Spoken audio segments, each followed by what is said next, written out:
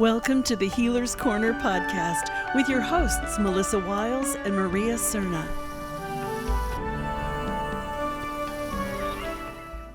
Yay, we're here. Hey. Hi.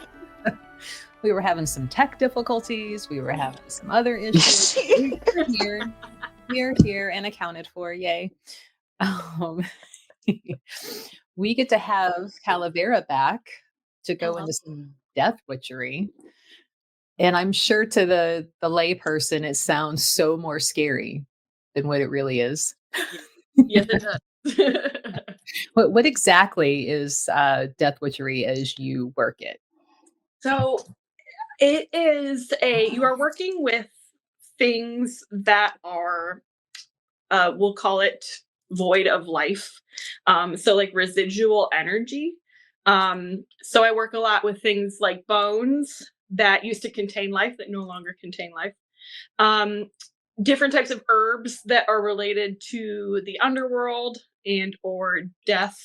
And death witchery is a lot to do with transformation. So the ending of things and the beginning of new things. It's getting comfortable with the idea of things changing and molding for something new to come in. And working with things that I guess are just dead, but finding the energy and we'll call it like the magic within those things. How did you get into death witchery? Like, what made you wake up one day and go, that's it? I've always been drawn to bones and the idea of like death itself because it's so unknown. And I just like the idea of delving into things that we'll say are like taboo. So yeah, like there really wasn't like a one day I'm going to do this. I was kind of along my witch journey. And originally, like I was kind of doing like the traditional like meditation, getting into crystals, very light and airy, but I always felt like there was something missing. And it was this part of myself that I had been kind of like shying away from because of the upbringing I was brought into. It was that's bad. And so finally, like I was like, I'm going to fully accept myself for who I am, as weird as this is, and bring these other elements that I like into witchcraft. And that's where like death witchery and death witch was born. Nice. Is this a practice that or is it something that you have gone into your own path and created? There are people that call themselves death witches. They're like, again, they're primarily the people that focus on like death doulaing, people that focus on working with things that are dead. I just called myself a death witch. Funny enough, Courtney was the one that actually like coined me that. I was sitting there and I'm like, I don't really know what I am. Like, I know that I'm not this and I know that I'm not this. And she's like, have you ever heard of the term death witch? She's like, that's what I always picture you as. And so I did some research and there are people that like coin themselves as that. But I've kind of gone with my own way about it. There's people that death witch and death work are also different. Death work is something you have to, apparently there's this whole thing and I don't know all the gists about it, but like death work is something where you have to almost go through like a death and dying experience in order to be allowed to practice death work. It's something along those lines. So, but death witchery is open to anybody that wants to delve into that. Okay, how is that different from traditional witchcraft and you said the death doula work? So as far as the traditional works of witchcraft, I know there's just some people that do not touch death and dying things. Like, to them, it's very scary. It's very taboo. So they might be into witchcraft, but they'll never touch bones. They'll never communicate with spirits. They're the people that feel a little icky going to the cemetery.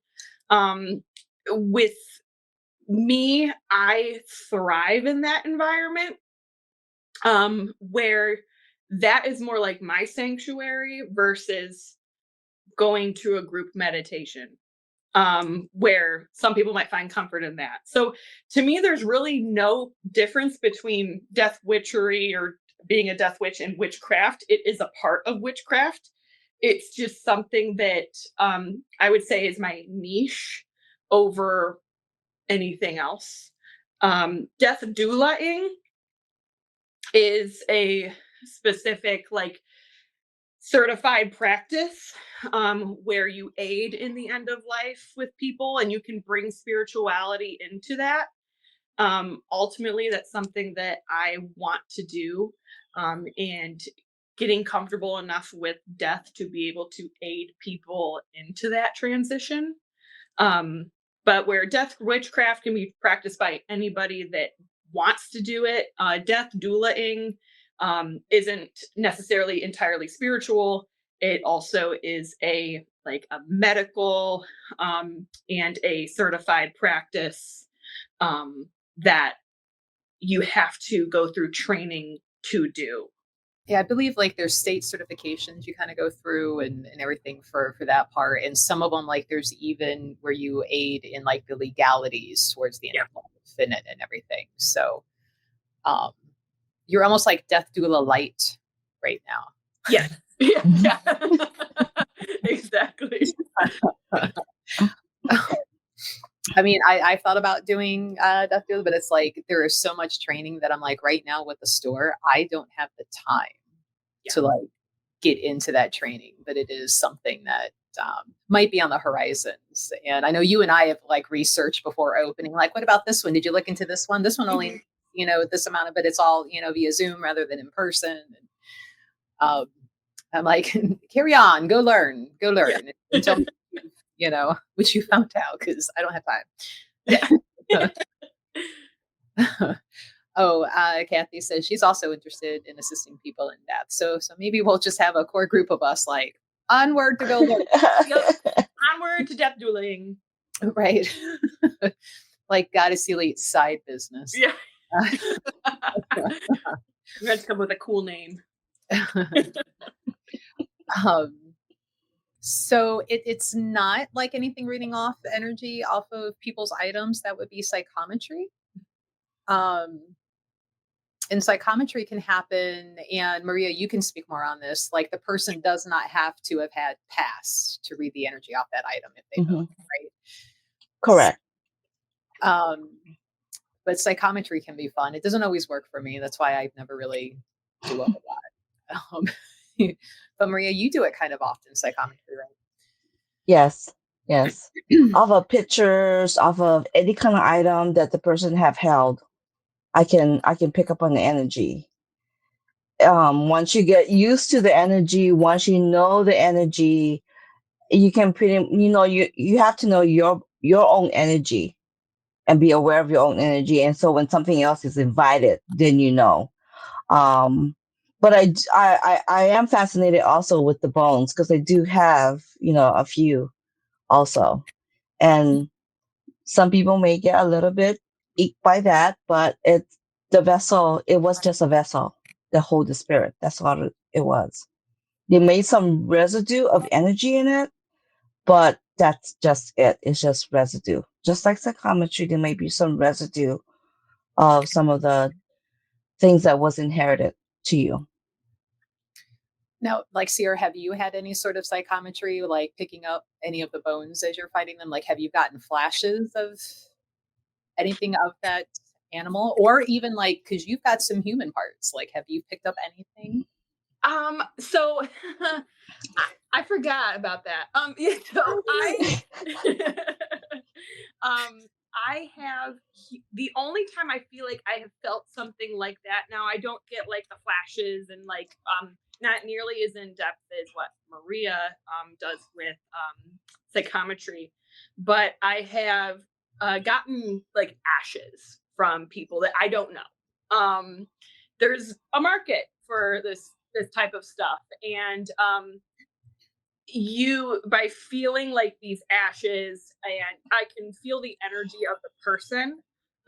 So like there was one time I had bought ashes from somebody, and I always ask for like what type of I would like their as much information on this person as possible, like their death certificate, everything. So usually people are totally cool with that, and they will send it to you like via email. And I remember I have two sets of ashes. One feels very chaotic, almost sad in a way. And another set of ashes I have is very light and airy and bubbly. And I chose to look at the information afterwards, after I have felt the ashes. And one set of ashes is from a woman who was very happy in life, wanted to travel, and she's still able to do that through having her ashes spread around.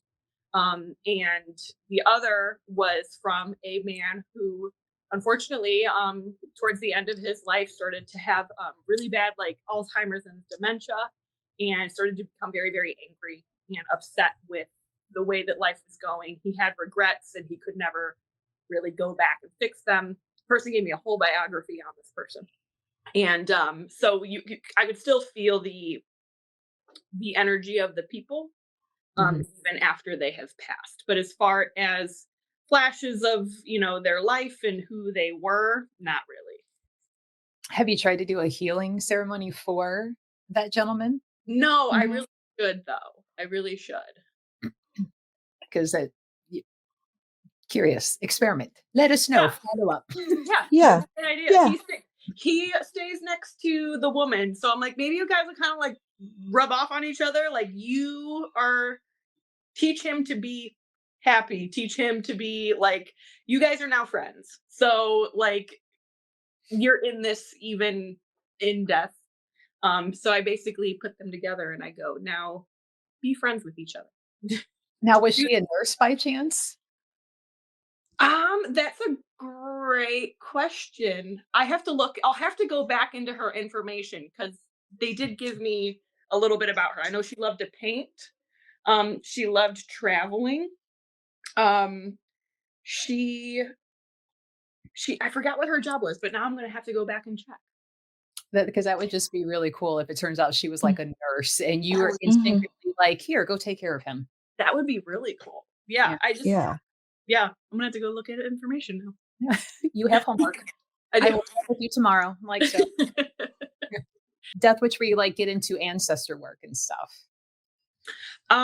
So it is pretty much like the gateway into ancestor work, or ancestor work is the gateway into Death Witchery. Some people feel more comfortable doing ancestor work and working with people that are within their bloodline, because it gives them a connection to someone who is part of their family.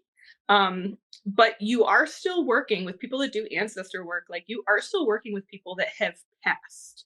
You're still working with like deceased spirit energy.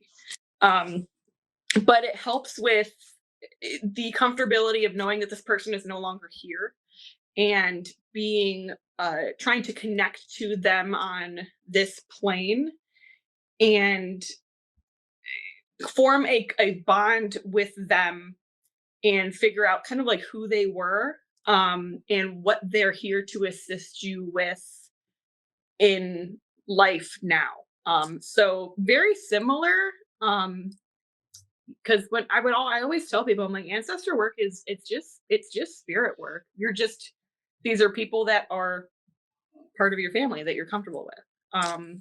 And I think that always gives people comfort. Like, if they are trying to start onto their way of Death Witchery and maybe working with people or things that they don't know, I think ancestor work is a really good way to start with it.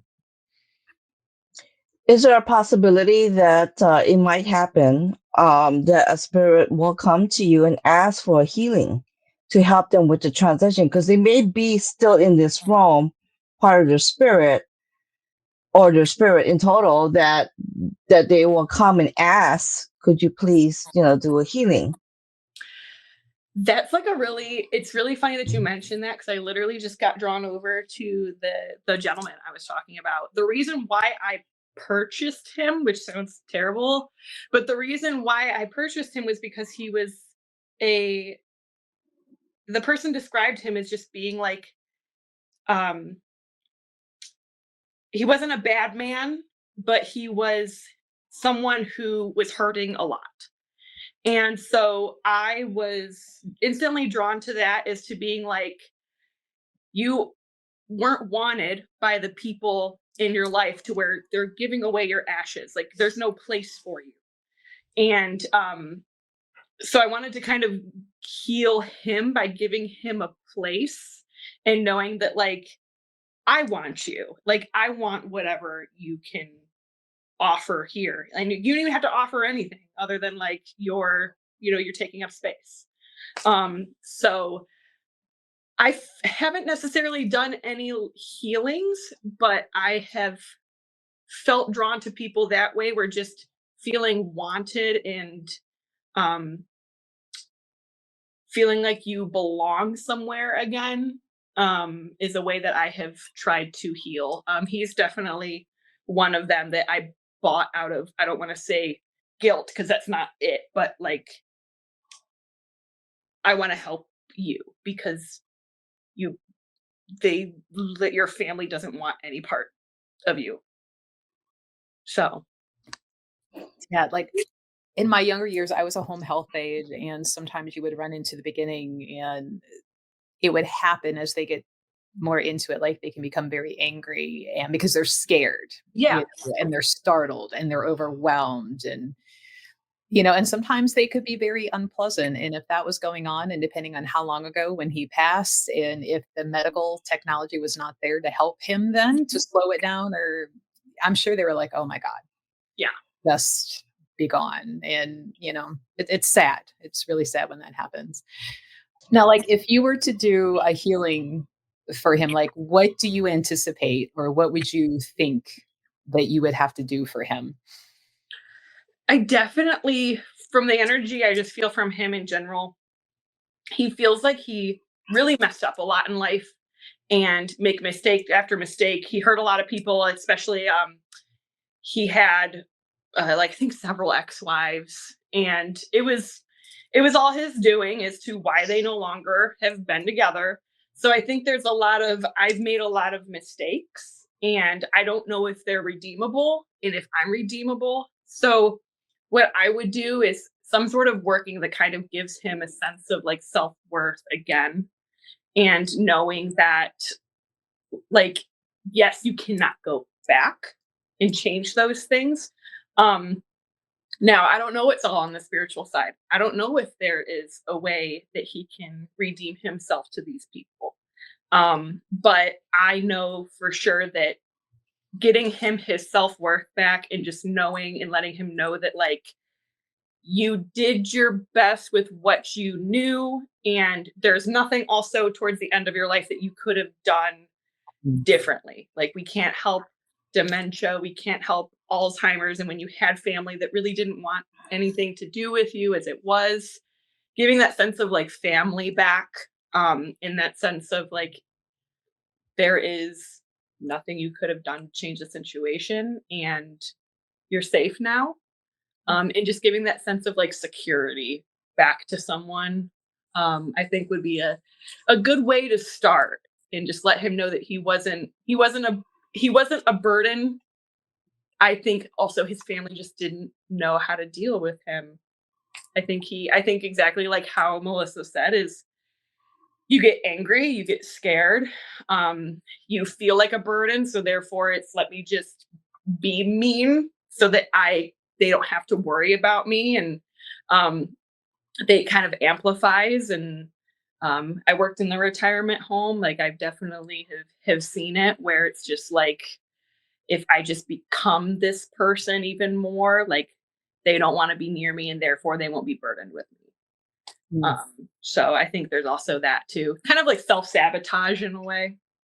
I'm a firm believer that once the person transition, if there are certain things that they have not learned, I call them lessons, that there is a residue of their energy here that's stuck. So that's pretty much exactly what you're saying, that those ashes are holding some of the regrets. Yeah.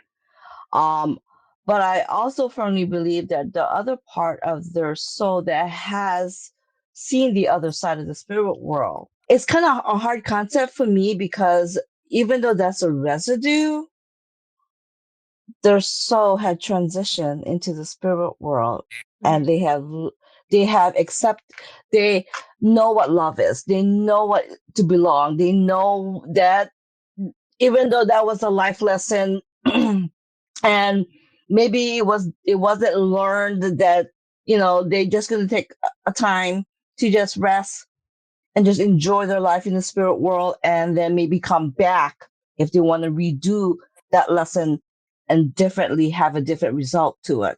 Yeah, that's a good way of looking at it. Okay. So that's why it was just kind of like, well, wait a minute. I go, the residue is just a residue energy in his ashes, in his, his being, whoever he was, you know.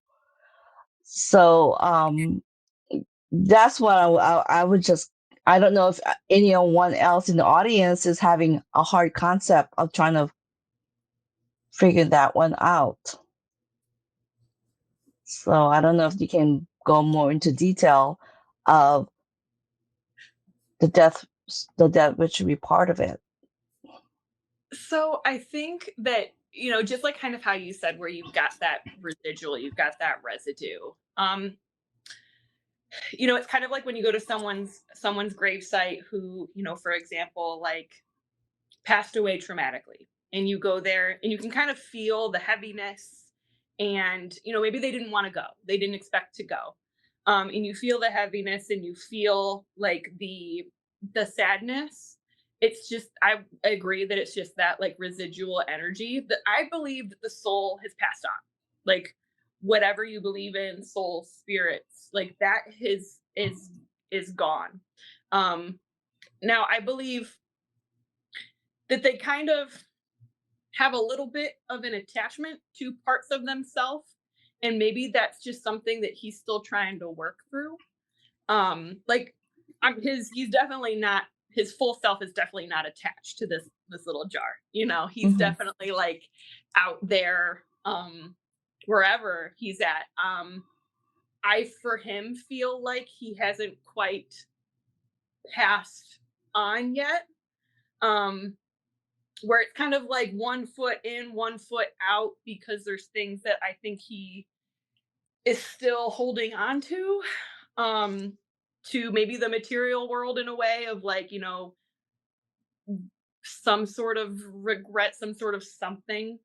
Um, I don't know. I always feel like for people that had maybe a hard transitioning into death, whether it be they weren't ready, that they usually tend to, again, like 1 foot in, 1 foot out.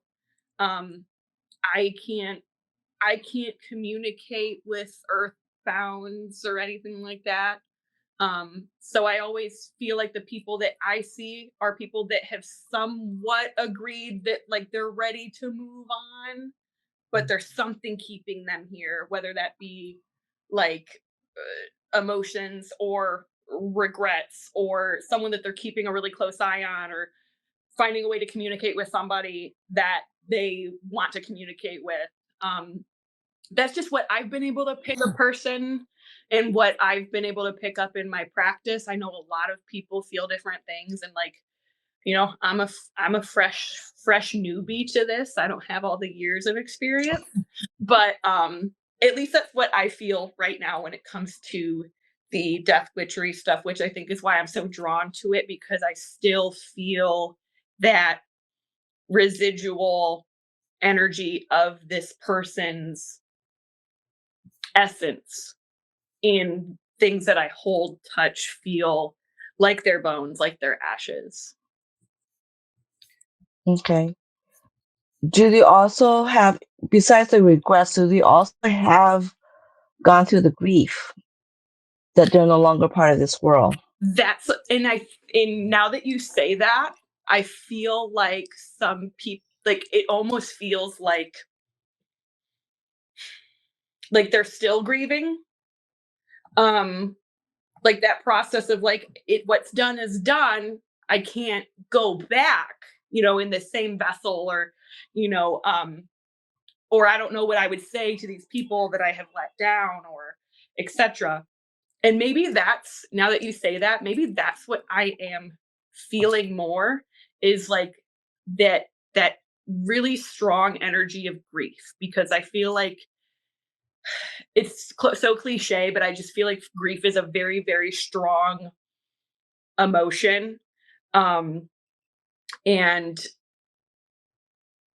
I follow the quote of like, grief is love with nowhere to go. And sometimes I feel like that stays stuck. That type of energy. Now, when I touch certain things, like for example, like he feels maybe more grief stricken than her name is Jane. Forgot my gentleman's name. But Jane doesn't, I know Jane is off. She's happy. She's living life. Like I barely feel her presence in that. I feel more of like her essence of like who she was. But Jane, I don't feel is around as much as how I feel the heaviness of my poor gentleman, whose name I keep on forgetting. Maybe we should start with that. Maybe we should start with what was his name? Poor dude. He's like, not even my keeper will remember his name. We're gonna go back into emails. Melanie says, for some reason, I'm always drawn to old sewing and sewing supplies at estate sales. Like, here's a whole side maybe conversation when it comes to this. Like, if people are out at the estate sales, like, do you think if they're drawn to certain types of supplies over and over again, is that maybe somebody that they knew that really liked it that might be hanging around, or is that something else that they could be picking up on? I think they could be picking up on just like what Maria does, like the energy of like the psychometry. I always feel like I'm going to say like a different word, like some sort of school subject. Like I feel like psychometry is something you learn in school. So I also believe that like the energy of people's passion. So like if this person was really, really drawn to sewing, if that was something that they spent a lot of their time in, a lot of their essence in, I feel like it's going to be even stronger. But what I believe that the person in the comments is feeling is maybe you're picking up on just that energy, especially with like sewing. You're using your hands, like especially back in the day, they didn't have the really big fancy sewing machines. Like this was all like needle and thread by hand, and so a lot of energy and a lot of time and patience, like crocheting, is is put into that. And I just feel like that might be why you feel it so heavy, is that was someone's passion, and that was that's something that takes a lot of time and a lot of heart, and hands-on. Like you are literally rubbing that needle and holding that needle and that thread. Well, I mean, even in newer times for sewing, even with machines, that's still very handsy. Like you're threading, I don't want to do it. I tip my hat to the wonderful people that can like tackle those machines and do it. And I made a pillow in home ec, and I'm like, that's it. I'm never sewing another thing again. And then my son joins Taekwondo, and he keeps earning badges. I'm like, stop being good at Taekwondo. I don't want to keep these on. Now, if somebody wanted to get started in death witchery, like, are there certain crystals or herbs, or, like what would help get them kind of moving in that direction? There are herbs that are definitely used in spirit work, or like we'll call it like underworld type connections. So like slow berries are one of the things. I want to say mullein is one.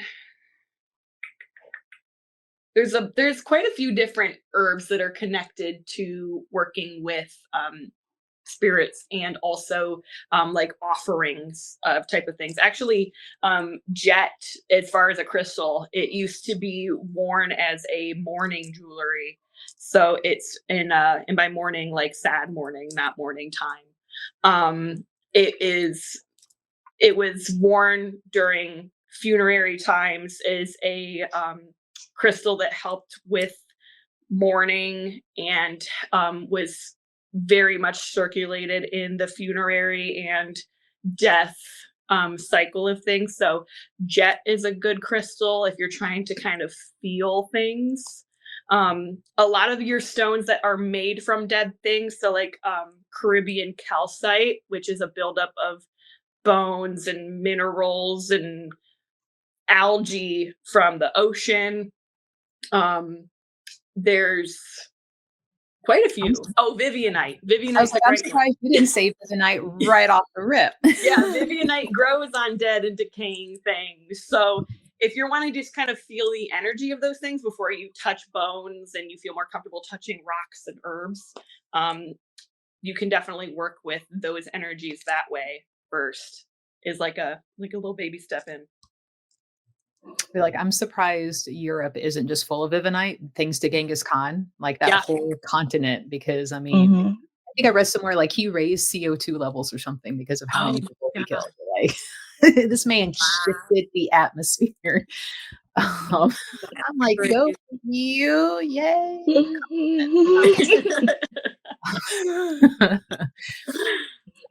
I mean, that man was doing something. He was an overachiever. Yeah. Yeah. Like, sit down. You've done enough.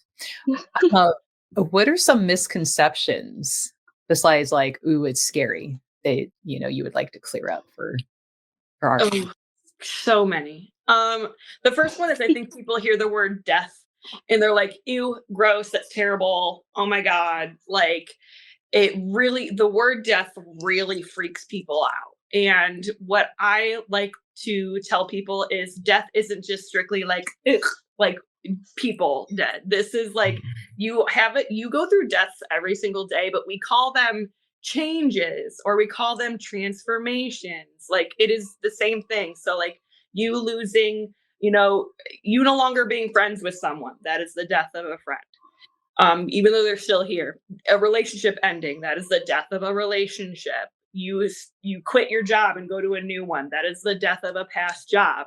So we go through many deaths all the time. We just give it a cuter name. So the misconception is that people go, death, oh, you must kill people, or you must love the idea of death, like it's morbid, because we'll talk like Hollywood really like glorifies that word. You pull the death card and people automatically think they're dying. So I think if we start looking at death as a change or the start of something new instead of just like dead, gone forever, I think we would look at things a little bit differently. But yeah, death isn't just like that image of a cemetery and a coffin that everybody thinks that it is. It's so many other things, and we all experience them every single day. So it's like emo versus goth, right? Yeah, you got change, which is cutesy. That's the emo, and then you've got death, which is the goth. So yeah, we're not sad. We're just pissed. Yeah. I think that would be a good point out. Like, death witchery is not like necromancy or necrophilia or anything of that. Right. That's a very good way. Yeah. And it's not like I'm going out killing things. Like, I think people think that like, oh, you must go and sacrifice cats. Like, that's not at all what this is. It's an honoring of death and not a cause of death. There is no murder or killing or anything. It's all respect to the process of death and almost like getting comfortable with it. And I also think that people think, and I talked about this briefly in a post, but I think people think that if you are a death witch or a death doula, or you're practicing any sort of death work, that you must be immune to the feelings of death. Like death must not phase you. That is a complete and utter misconception. It's just because you get more comfortable and with the idea that we all die, memento mori. I think it's still sad. Death is still sad. Like you'll still see me sobbing for 3 days. Like it's still a sad thing that we experience as humans, because at the end of the day we're all human. So it doesn't make you immune, it doesn't make you numb, it doesn't make you look at it as any less than that, because at the end of the day death is still sad. Like seeing someone that used to be, or a pet that used to be, and seeing that the void of them in your life is sad. And I think people also get that wrong. I think they think that you're just numb to it, like you don't care. Right. Yeah. Those are sociopaths, not death witchery. Right. Know the difference, guys. Aside from the emotions of not having the person in the physical form, missing them and all that, do you have a great different concept of death than when you were before you started into the death witchery practice? Yeah, death used to scare me like a lot. Now the only thing that scares me about death is being like, well, I didn't, my biggest concern about dying is not being able to complete the things on earth that I want to do. As far as what happens afterwards, I am more confident in that, and at least what I believe in, and just like how everyone else has a different concept of what happens. But yeah, I used to be really, really scared of it. And you can also thank types of religions that you're in that try to scare you into what happens after death. So I was also raised very differently at that time. So death was it was fire, it was brimstone, it's bad. And were you a good person or were you not? Over time, when I started getting more into, I want to just say, spirituality in general, even before getting into death witchery, which made me even more comfortable. I think getting more in touch with your spirituality and kind of realizing what do you believe, and not what Hollywood or not what religion has kind of forced you into believing, and finding your own belief in that, I think helps. Like I've explained, death is still sad, and there are still things like I'd probably be a little mad if I didn't get to accomplish everything I wanted to do before I got sent off. I'd definitely be sticking around. Like, I didn't get to do that, so we're gonna figure out how I can do it now from here. But yeah, my concept has definitely changed quite a bit. So yeah, I've noticed that with a lot of people who are into the spiritual practice, that our concept have changed regardless of what practice that we're doing. So it's actually pretty refreshing when you think about it. Yeah. Yeah, I think the only thing I fear about death now would be like having all of the legal things in order for like my kid and everything. I'm like, who's getting what and who's doing what, and is this taken care of? Otherwise, I'm out. Bye. Right. Gotta go. I am done with this planet. Thank you very much. Yeah. Well, my thing is, I will do the best that I can do to get anything organized. But you know what? If I don't, have at it. Figure it out. Right. I think if I didn't have the store to worry about, like what happens to it, and if it was just like the house and the car, I'm like, good, whatever. Like you guys figure it. But I'm like, there's this whole thing that's kind of like its own entity now. And I'm like, yeah, I should probably get a will done. Yeah, like you got a second home now. Like yeah. And then the spirits in that store too, like they have to be taken care of, Yeah. That's my only thing that I'd be like, oh shit. that needs addressed before I peace on out, whenever that's going to be. What is a good way for people to learn in a respectful way about like death witchery, besides coming and bugging you and asking you a million questions? Definitely reading. There is stuff out there. Like it's getting comfortable with death.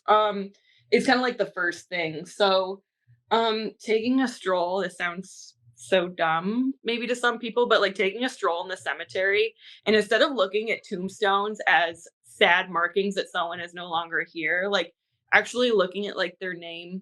And sometimes some people, like, you just type them in and you can see that like their obituaries and the lives that they lived, and more so like looking at them as this is the life that they lived, this is who they they were here, and getting comfortable with small things like that, just basically turning your entire persona of death and dying around, and looking at it from a more positive note as to this is the impact that this person has made, or these are the descendants that this person has made, or this is the accomplishments that this person has made, instead of looking at it as, oh, they're no longer here, so sad.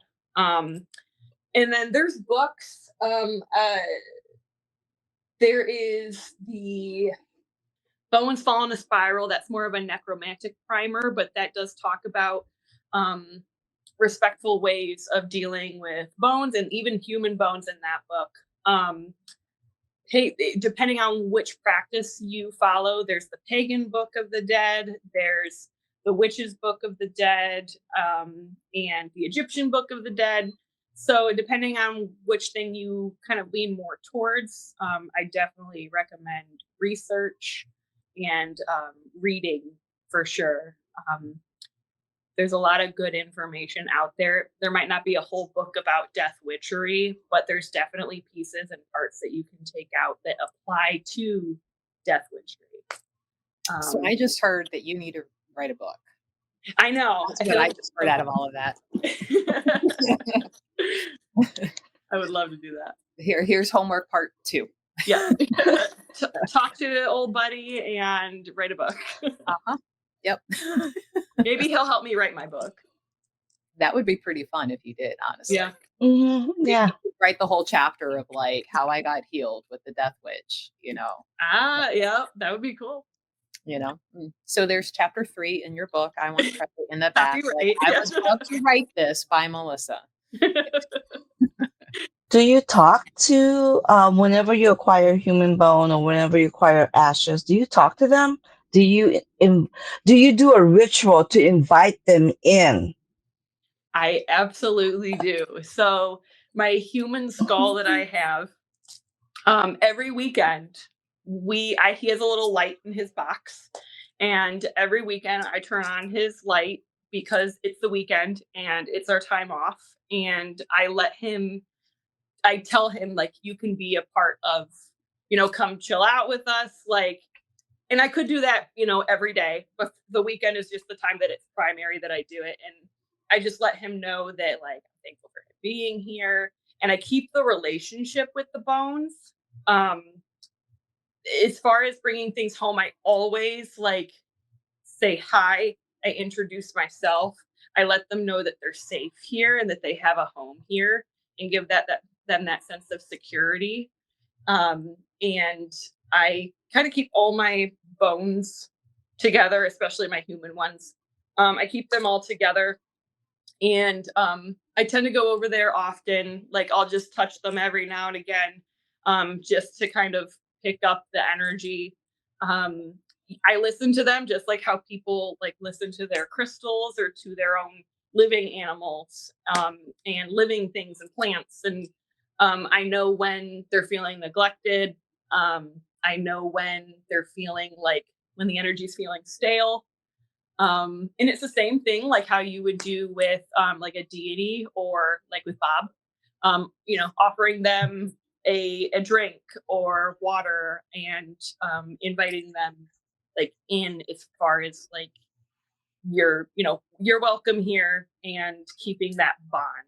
So yes, I definitely introduce myself. I let them know that they're secure, that they're safe, that they have a home and a place. And I also set boundaries like, hey, don't pick on the cat, or hey, like, let's not flicker the lights. So just like with spirits in general, I also set those boundaries. And I don't care what ghost hunters have said. I have not had any weird activity happen with owning human remains. There has been nothing negative. There has been nothing that I would go, ooh, there's some weird paranormal stuff happening in the house. And I ultimately feel like that is because of the bond. And I wouldn't recommend owning something that you're afraid of. I know people that have, what they'll do is they'll go to a lot of people, even like the bones that I've acquired, people will put like a deposit on them. And once it's kind of sit in their mind that like, oh, I'm about to purchase human remains, they go, never mind, I don't want it anymore. So I would say definitely be comfortable with what you're getting. Don't just get it because you think it's cool. Because these were once people, or these were once live animals, and should be treated with respect afterwards. So I'm just big on respect, and don't own anything that you're skeptical or afraid of. It's almost just like a form of, well, you know what they say about like living bullies, right? It's their own insecurities that they're lashing out on people. So it's like, if you are teasing, like, I'm going to get this, wait, no, I'm not. Like, you just reject it. Maybe not quite bullying, but you are causing, in a way, like some trauma to that piece and the person who that is by doing that. Let's see, any of our friends in the audience, if you have any questions or comments or clarification, now's the time to pick her brain before she is lost and gone forever. Forever. Until you see me in the store tomorrow. That's right. I don't know. Like, Marie, do you have any last questions? Because I know Calavera, and she's got things to do when we're done, so we don't want to keep her late. Probably going and looking up the name of the poor gentleman, because that's I know. I have to do that. And get it etched in your head. Yeah, I know. And then I guess a quick side note to make is like, if you are also wanting to get into death witchery and you work with deities, there are deities out there, like the underworld deities. Like, you've got Hades, and you've got Persephone, you've got Santa Muerte, and there's a bunch of others. You've got Kali, that all have some sort of correlation to death. So working with certain deities, if you're not already, can kind of help introduce you to that world too. Sometimes that's a little bit easier for people. And then, animal bones are also a good place to start. You can go and find your own. You can go walking in the woods and on a trail, and odds are you could possibly run into some if you're looking for them. That's also a really easier way to start. I know people aren't going to go probably headfirst into human bones, and also know your laws. We are allowed to own human remains in Ohio, but there are 5 other states that are not. So keep that in mind too.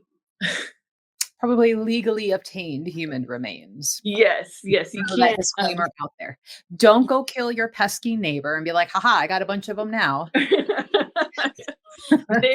If anyone is interested, there are oddities groups on Facebook. There is a very specific way in which, like, they maybe post one time a month about like a human bone thread. And also, human bones are not cheap. They are, they're hard to come by legally. So they are not something that is also super easily attainable as far as like pricing goes. So animal bones are a good place to start if you are wanting to do that. And even like in I think it was Of Blood and Bone, that book, she talks about different things that you can use. So if you're not a fan of bones, using things like twigs, it's, from like a dead tree, things like that, that you can also use that type of energy as well, than if you're not a bones person. As you're saying that, I'm thinking of like snapdragons. They're one of my favorite flowers, but when they dry out, they look like little skulls. Yes. Yeah. So that could be if you're more of a flower person, like get you some snapdragons and save the heads when they, die and dry out. And you have little Yeah. mini skulls. Um, Yeah. very fragile. Like be careful with them, but you'll have little skulls from flowers. Yeah. Um, And just flowers in general, wilted flowers, the energy of Mm-hmm. like if Mm-hmm. you're trying to practice like the feeling of hi Blaze, you're trying to practice the feeling of a living thing or something that is void of life and something that has life in it. Um, Starting with like flowers and then wilted flowers is like a good way to start if you're trying to like practice and train yourself into how this feels different from this. hmm, Yeah. nice. And I Yeah. mean, for people that get flowers all the time for the kitchen table, at some point they're going to wilt. So, Mm-hmm. you Mm-hmm. know, Yeah, I can't when I get flowers, hubby doesn't like it when I keep the wilted flowers weeks, months. I said, it was a living thing that was there. It had spiritual essence. I just want to keep it around for a little bit. And he gets really upset. That thing has wilted for months ago, months ago. I said, just leave, let it go. Just let me have this. Yeah, yeah. Let me have this thing. Just let me have this. With any kind of practitioner work, I just wanted to put a side note that it is not is the practitioner and how they use the tools. What I do, I know it can also easily be used on the dark, but I don't choose to do that. I choose to stay with the light, and I choose to respect everything. So, dead witchery is just a word. It's the practitioner and how to use it. That's basically it. And I've learned that from the multiple teachers that I've had. So it's a side note that I just want the audience to know that this is not no dark type of energy. It's just how you respect it and how you use it to help someone. And I really like that you actually stepped on that because quick side note, like for those who don't know, I have a small little side business called Death and Dishonor Witchery, where I make ritual oils as of right now, like ritual oils. They're sold exclusively at Goddess Elite in case anyone wants to know. what? And I purposely make them to have a light and a dark side. Because again, it's up to the practitioner. I'm not going to be the person that tells you not to do certain things. That is Mm-hmm. ultimately up to you. And even if I told you no, you'd probably do it anyway. So Mm-hmm. I make things with that dual purpose because death witchery and just like any witchery in general, there is that light in that dark. You can use it to heal or you can use it to hurt. So Mm-hmm. I'm not going to like step around it and say, "Oh, I don't touch any of that at all." Like, no, like just like how like a weapon, like a knife is a cutting tool for vegetables, or it can be used for something completely different and harmful. So, Mm-hmm. it's that's also just something that I definitely put out there because again, you hear the word death and people go, "Oh, death, dying, killing." For some reason, killing is like a word that people hear when they hear death. Um, Mm-hmm. and things do die naturally. Um, and so I think that's actually a really good point to hit on because there is definitely darker things you can do within death witchery. Mm-hmm. There's also the lighter aspect of it and Mm-hmm. the healing aspect of it. Mm-hmm. So many ins and outs in what you can do and being creative with anything. Just stay on the Yeah. legal side spiritually, law wise. Like, come on. Yep. Um, that could ride the fine line of like justice and retribution, but Mm-hmm. that's the thing. Yeah. But And even with just like with working with like darker things in general, I'm not opposed to saying that I have done, darker things and the energy that it takes to put forth energy in darker workings like hexings and cursings, it will deplete you so much of your energy so quickly than working with something that is a little bit, that is lighter, that is fulfilling, that is healing and bringing in good. But I'm also not going to tell people not to, so just know that that's where there's definitely a different feeling in energies when you're working with darker versions of things and lighter versions of things. And if you aren't feeling that after doing some sort of practice or spell, then there's something you need to sit back and talk to yourself about. So self-evaluation. Yeah. Yep. All right. This was a fun topic. You and I talk about it a lot when, before the stores open. Yeah.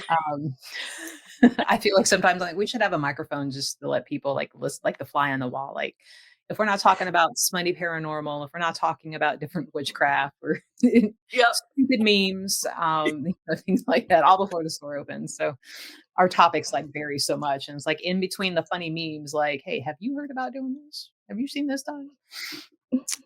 No, but I want to. And then Maria's I'm just over here doing healing, you girls.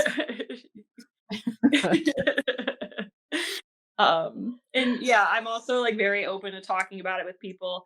I think my biggest takeaway is death isn't a scary word. I think Melissa even saw it flat out at a reading event that I was at. Our little bios were written up and people instantly see death and they go dark. And guess who had the least amount of readings? Me, because of the correlation between death being something that is just so evil and terrible and dark. Instantly, death equals dark, and that is not the case. It's a scary word that has been just absolutely manipulated into it meaning what it means. So, but yeah, I think when you have a spiritual relationship with it, it changes the idea and the concept of it entirely. Yeah. Good parting words. I feel like the next time you go to that event, you should come in all pink and sunshine and rainbows. And when they see you versus what the write-up is and be see, it's not scary. Yeah, right. I did not see her in pink. No? You don't see a pink hat and If she shows up in pink, we are calling the ambulance. There's something wrong with her. We're calling the cops. Something's wrong. It's funny. My son called me over the weekend. He was looking for a specific black button-up shirt. And he's like, have you seen it? And I'm like, are you sure it's not in the laundry room? And he goes, yeah. And I'm like, you do realize you probably need to pick up every piece of black clothing because you and I both wear all black. And if you don't pick up every piece and look at it, you're going to miss it. And he's like, yeah. And I'm like, I will do the mom thing and look for it on my next day off, But it's I'm trying to find this specific black shirt in my pile of black shirts. Black shirts. Exactly. That one specific piece, it looks like all the other ones, but it's very different in this way, and I want it. It has buttons. Yes. It's the one non-Nightmare Before Christmas themed shirt. Right. Yeah, I think you should show up in pastels and be I do the death witchery here at this event, and just see what. Just come in cotton candy, threw up all over me. You're there and you're all gocked out, hat with the Ouija board and everything. I'm just watching these ladies go, so who else you got? Yeah. I promise it's not that bad. It's not scary. I promise. And no, it's not. It's just a word. That's all it is. It depends on the practitioner. Yep. I failed in my pipping duties that day, and it wasn't even my event. And I'm And even it wasn't even Melissa's event, and she still couldn't do it. She was like, "I tried." Like, I stepped in and tried to pimp you out, and like they were not having it. This wasn't even a price issue; it was just a write-up issue. So reword that. I need to talk to the other pimp because she did a bad job at pimping her people. Yeah. Well, cool. Well, thanks for joining and explaining that a little more. It's fun. For those that have not listened to the previous episode about crystal skulls, you are also like our main crystal skull guru of the store. Yeah. And we joke that we need to start Crystal Skulls Anonymous because I'm sure there's over 100 between the three of us now that are all in the keep of us three. Yeah. I don't see that slowing down anytime soon. So if you are a Crystal Skull fan, go back and listen to that, how to work with them and how to connect with them and have them help you in your spiritual practice. All thanks to Calavera in that episode as well. How can they find you if they want like any of your oils or to have any sort of questions or sessions with you? So I, as far as sessions go, I am on the Goddess Elite website. If you go under Readers and Healers, you'll find me as Calavera, kind of towards the bottom. You can book a session with me. I offer readings, and then I also offer Crystal Skull meditations as something that I offer out of the store.